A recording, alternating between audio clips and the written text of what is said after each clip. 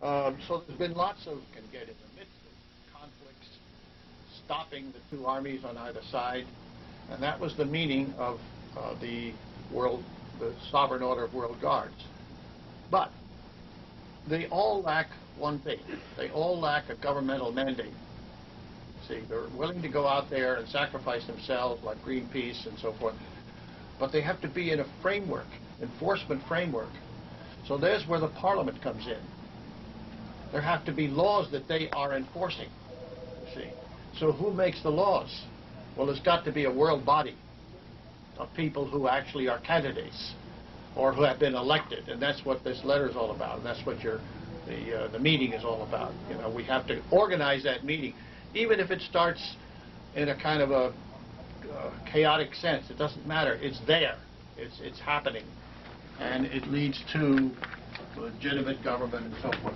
So that's one thing. They need the laws behind them in order to say, we are enforcing world laws now. And you nations, your armies on either side are violating the world laws. Saddam Hussein, he doesn't bring him into court because there is no court. There is no court of human rights. You see, so it's all coming together now. The world government is the total framework for all of this, these initiatives. That's one thing. Now, the second thing I want to talk to you about is how do we get to the point of world laws? Well, we have already started. We're the people. We keep talking about people power. People power. And the sovereignty of the individual and so forth. Well, then that means the people have to respond to the idea of world laws. That's been the missing link. A lot of world constitutions have been written by top-grade people, by constitutional experts for years, etc. Well, what are they doing? They're gathering dust. They're sitting in back rooms because the people have not exercised their sovereignty and said, yes, we're the people, they're our laws, and we want to.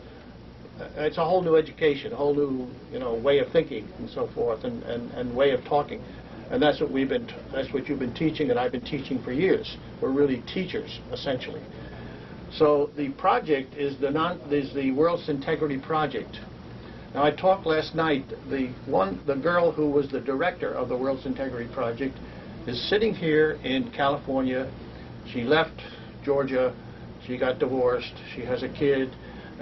She's had personal problems and so forth.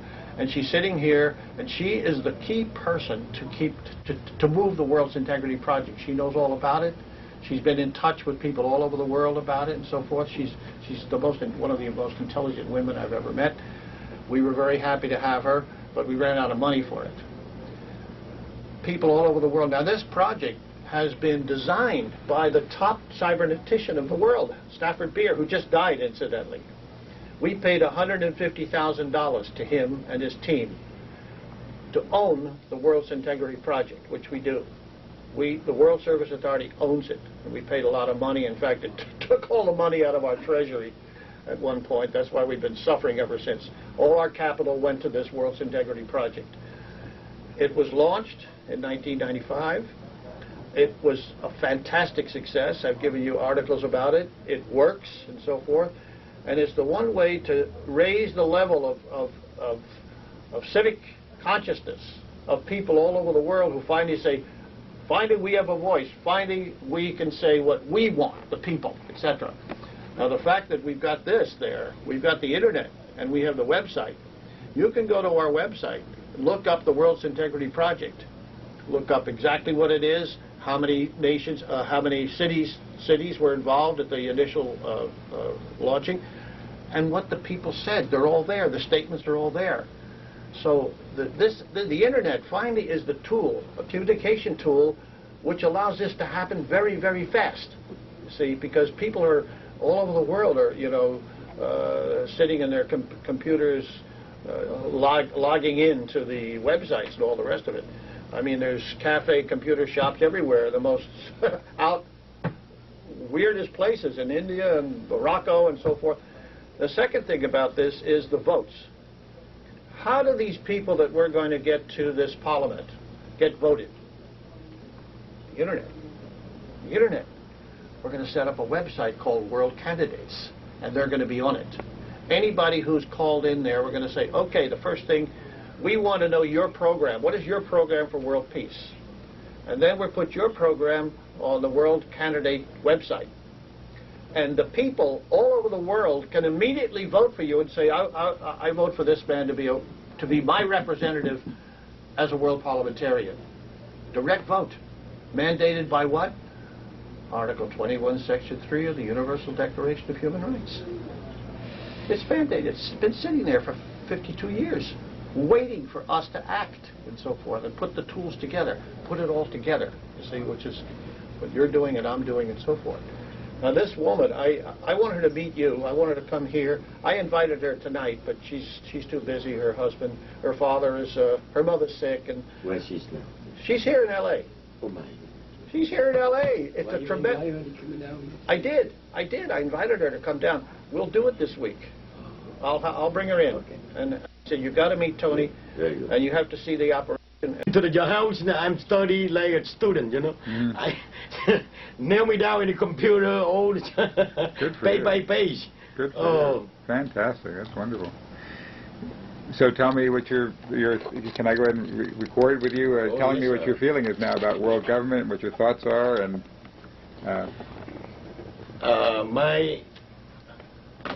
everybody around the world, they love this work citizen basketball. You know why? Any basketball belong to the government. That means under control by government. The government, they can take it back. The government, they can reissue or they can stop it. They can many reasons to deny the issue the new basketball. And you have to do under law by the any nation government law. This the property belong to you. You own it. You own it. Right. You ask everybody, a billion people around the world in different countries, 182 countries around the world. If you ask everybody, just internet, you know, election idea. Everybody like this idea, this concept. They think they own it. Nobody can control them. They have a really freely to travel. Freedom to travel. Beautiful. Right, I'm right or wrong. Exactly, beautiful. Yeah, that's the principle, sure. Freedom of travel. He said, why not? Belongs to us. Yeah, belong to us. Why not? And the planet belongs to us. Right? That's the people's choice. And when you have a people's choice, you service for the people, that means you have a people power. Right? Exactly. The people make a constitution. The people build up the country. Right. A 200-year United States America. Now in the #1 country. Because whom? Because the people. Right? The people choice. Right. The people around the world, they came in here because they selected the country. Right? They love this country. They love this land. Right? They love this system. The people make the country, United States America, to be a #1 country. Right? The people power. If the people they love, in the private, the document, the private passport, belong to them, why? We don't let the people choice for this one. If the people choice for the work passport, that means the work passport is stronger, it's a national passport. Excellent. Right or wrong? Exactly. Answer me, okay? If you cannot answer my question, that means you still follow with your idea, your group, your country, your government, not for the global government, right? Right. Second, okay, the second thing. I'm a Vietnam. I'm a Vietnamese nationality. I'm Vietnam citizens, right? I have to work, I have to live in under Vietnam law. But if the Vietnam Constitution, my country Constitution, my country law,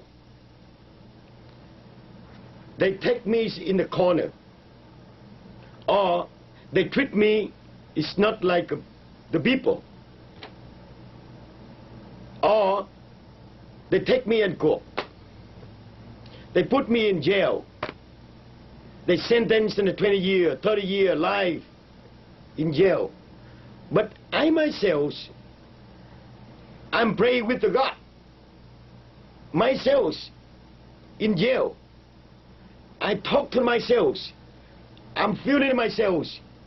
I'm thinking to myself, I do nothing wrong. Why my country put me in jail? Who protect me?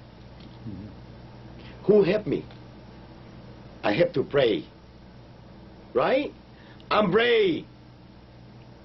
I'm trying to call the God to help me out. But I'm praying day by day, year by year, I don't see where the God. Who else can protect me, can help me? I have a work government. I can call. I can send a message. Today I cannot send. Tomorrow I will send. Tomorrow I cannot send. The next month I will send. Next month I cannot send. The next year I have a chance to send the message to the world government to help me out. Right? That's the reason I love this concept. That's the human being. Exactly. That's a human being. If you ask me where you choose, I chose political choice. This is a political choice. Right? I have something I can touch. Not on the air, okay? I cannot touch. God, where he is now, I don't see nothing. Yes, I believe in God. I believe in God. Absolutely. But I cannot touch. I cannot call him. Because he stays far away. Far away. But world government, I can touch. I can communication. Beautiful. This is a concept to search for the human being. Great. We born on the earth. Tell us about these passport applications. You have people applying, many of your people applying. Oh for yes. passports. Let me tell you about our country situation and also our Vietnamese situation.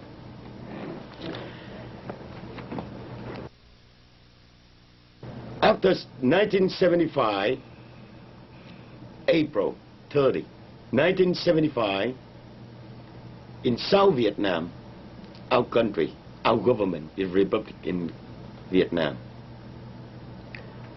The communists from North Vietnam, they took over in South Vietnam. We have to run away. We escaped from South Vietnam to overseas 1 million Vietnamese people by boat. In the ocean, on the way in the ocean, 1 million Vietnamese, 100,000 family die in the ocean. Before they go, they know they will die. But they don't know where they go. The same thing, they don't know where they touch. They don't know where they go. They cannot accept to stay in the communist regime because they know absolutely the communist regime, they will kill them. It's better they die in the ocean. But they have a 1% chance they're still alive. Okay? After 75, we run out of the country. We live in around the world now, in global, everywhere. We have the Vietnamese community. But after communist regime collapsed from the Soviet Union, from the Poland, from the East Germany, 1 million Vietnamese living in the communist regime in Soviet Union and East Germany, in Poland, they don't want to come back because they work away the communist regime. The communist regime, they don't let them freedom to travel. They don't have a democracy system. And they have to stay there. After they stay there, every country, they don't allow them to live in there. They don't issue the permanent residence card. They don't allow them to get the social security number. They never issue to him in the passport to travel. They try to hide them, to catch them, put in jail, and send back to Vietnam. Now, we have almost 1 million Vietnamese people living underground in Europe. 1 million people, Vietnamese, living underground in Cambodia and Laos, in Thailand now. Because they escaped by boat. Somebody escaped by boat to overseas. Somebody escaped by road, by jungle. They pass in the border, going to the Cambodia and Laos. They stuck there. When I meet Garry, he proposed me about this passport and work citizens, ID card, birth certificate, whatever. I sent the letter and message over there. Over there. Right. We have 1,000 people, Vietnamese, every day get in line to our office, Government of Free Vietnam office, to please, we need the document, we need the green card. You know what? What for? They think they have something to protect them, because 27 years, 10 years, they live in underground. When they saw the police, they run away, they escape. Somebody hit in the street, accident, because they hurry up to escape from the police. And somebody, they have to jump from the 3rd floor in the apartment in condominium, because the police try to catch them from there, they have to jump. Wow. We got a newspaper here, Germany newspaper. They die because they hope they jump, maybe they still alive.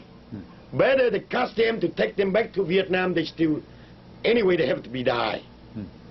The communist regime, they put them in jail and they die in the jungle. The same 100,000 die in the jungle after 75 in South Vietnam military soldier. If when we print up in the issues, I send a message, gentlemen and ladies and gentlemen, don't worry, now we have a work government. Mr. Garry Davis, who is a founder. I'm telling you, I'm sorry. I told them, you are the godfather for Vietnamese referees. Everybody wake up. Every day, they hope someday they have something to warm them up, to keep them living there. They're very happy to see the passport, ID card. Absolutely, we understand. All the national, the country, they accept or not, it's up to them. Don't worry about it. We know about it. Germany, government, or wherever, Cambodia, they accept the document or not, it's that we don't care. They don't care. Our people, they don't care. But they have something protect them. At least they have something to show, to defend. And they use the Declaration for Human Rights, right? Exactly. We teach them. Exactly. Okay, you have the Declaration of Human Rights issued by United Nations to show them, like a Bible here. Exactly. Okay? This one, they belong to this one. Right. At least they have something to answer with the police. They have something to answer immigration officer. They have something to answer to ring the bell 911 for United Nations or for global communication.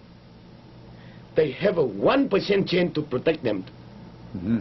Have a freedom to live in there, the freedom to travel, and freedom to speak, freedom to live it, right?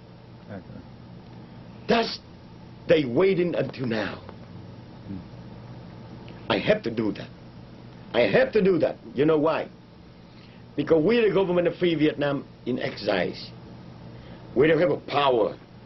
We lost our country. We lost our government. We lost everything because we believe the U.S. government.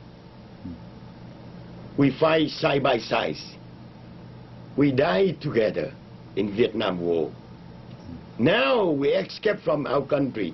We stay in exile because we believe. We still following with U.S. government now. But even the U.S. government, we send a lot of messages to them. A lot of presidential people before. We send the United Nations, we declare our Vietnamese situation around the world. But United Nations keep quiet. U.S. government keep quiet. They keep continue the normalization with the communist regime. They are enemy before, you see. Now they keep that. They shake hand and friendship. We very, very unhappy. We feel very lonely now. Because U.S. government, we died together before. Why we here? We have our motherland. We have the house, we have the property. We still have my mother, my father, my family is still there. Why we here? We came here because we believe the U.S. government still remember it's the South Vietnam. We protect for the freedom. In near future, we have to bring the freedom back to our country. We have to bring the democracy for my country. We have to bring the human right for my country. That's the reason why we stay here. But gentlemen, after 27 years, until now, we don't see anything. We don't see anything. But opposite sides, we see something very, very terrible to us. Day by day, month by month, year by year, U.S. government is shake hands with the communist regime. They send money over there. They protect them. They bring the food. They provide all the conditions for the communist regime. They make them stronger.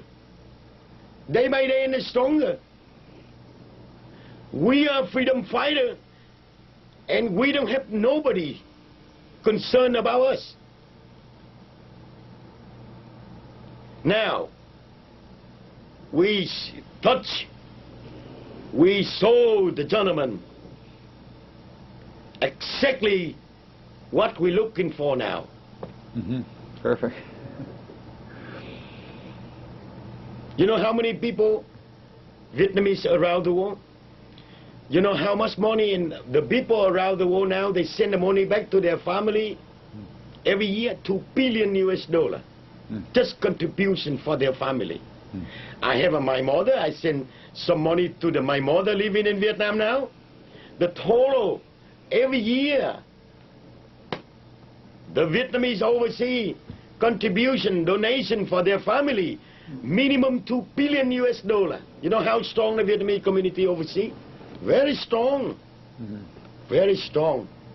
So how do you visualize democracy coming to Vietnam? In Vietnam, democracies, you have to understand the communist regime. Even the U.S. government, they don't know the Vietnamese communists. The Vietnamese communists are different with the Poland communists. Different 100% with the East Germany. Different with the Soviet Union communists. That's the U.S. government. They have a big mistake. No experience. They think the Vietnam communists are the same, Soviet Union communists. No, different. The Vietnam communist is a professional communist. Professional communists. And their psychology is different. Because the Vietnam communists, they never think for our country. They never think for our people. No. They think for themselves. The Poland communists, Eastern communists, Soviet Union communists, they go with the communist regime, but they think for their country. They're willing and they're ready to change the system. You look at the Gorbachev, right? He's the top guy in communist political party. But he thinks for his country. He thinks for his people. Different with the political... Right. But don't leader. you think that, do you think it was just Gorbachev, or do you think it was people power rising from the bottom that changed things in the Soviet Union? Yep, the people power, yes. The people power, yes.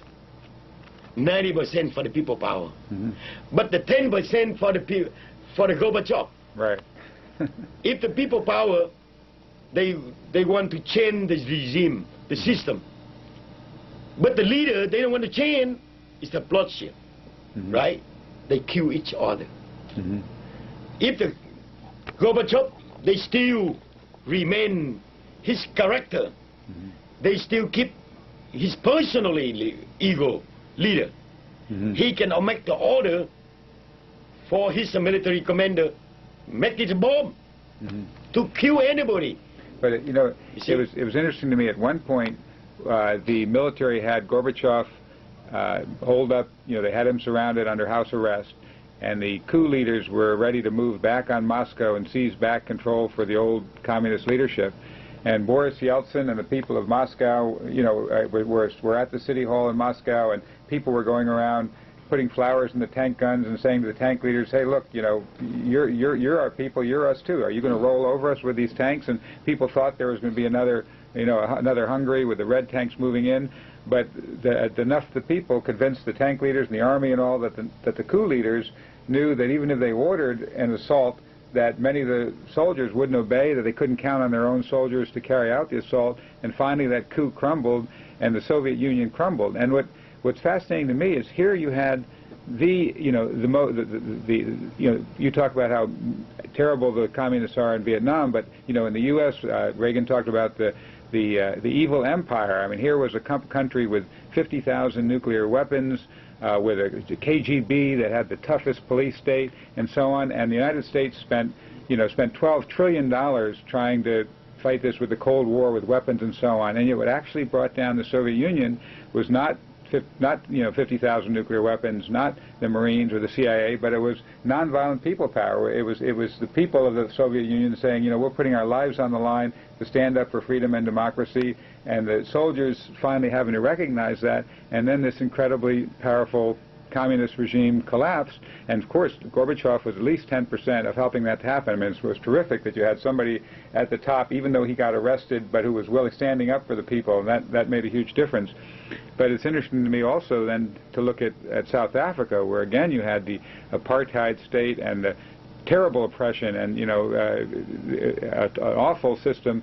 And again, Nelson Mandela went from prison to presidency, not with revolution and war, but with a nonviolent people power army. So I often think that when you use violence, you actually lose power. You don't make yourself stronger. You know, probably the most effective, from purely the economics of a military mission, the attack on the Twin Towers was probably the ultimate. I mean, here they were armed with only box cutter knives and a few people, and they brought down, you know, killed thousands of people. And what happened though? Did they get more powerful for that?